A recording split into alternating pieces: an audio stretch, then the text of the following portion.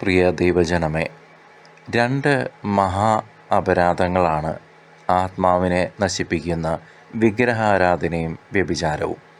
ഞാൻ നിൻ്റെ ദൈവമായ കർത്താവാണ്, ഞാനല്ലാതെ മറ്റ് ദേവന്മാർ നിനക്കരുത് എന്ന ഒന്നാം പ്രമാണ ലംഘനം ഇവ നേരിട്ട് നടത്തുന്നു.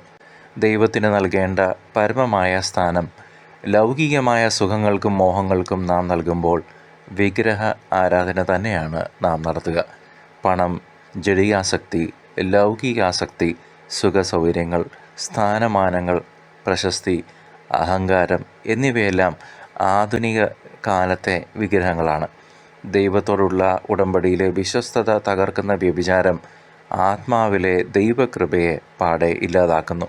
ഈ പാപങ്ങൾ പൂർണ്ണ അറിവോടും സമ്മതത്തോടും കൂടി നാം ചെയ്യുമ്പോൾ അവ മഹാപാപങ്ങളായി, മഹാ അപരാധങ്ങളായി മാറുന്നു.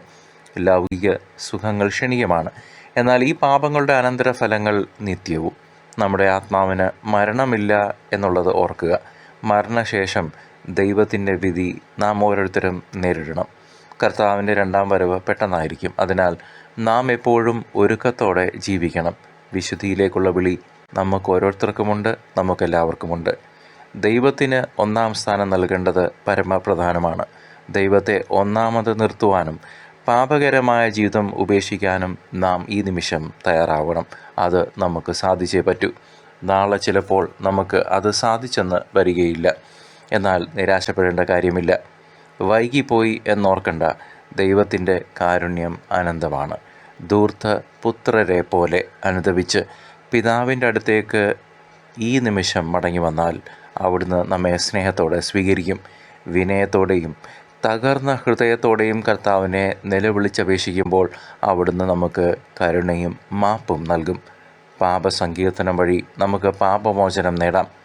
മാമോനെ സേവിക്കുന്നതിന് പകരം, പണത്തിനെ സേവിക്കുന്നതിന് പകരം, ലോകത്തിലുള്ളതിനെ ആശ്രയിക്കുന്നതിന് പകരം ജീവിക്കുന്ന ദൈവത്തെ സേവിക്കാൻ നമുക്ക് ഈ നിമിഷം തീരുമാനമെടുക്കാം. ദൈവം നമ്മെ ഓരോരുത്തരെയും ശുദ്ധീകരിക്കട്ടെ, അനുഗ്രഹിക്കട്ടെ. ആമേൻ.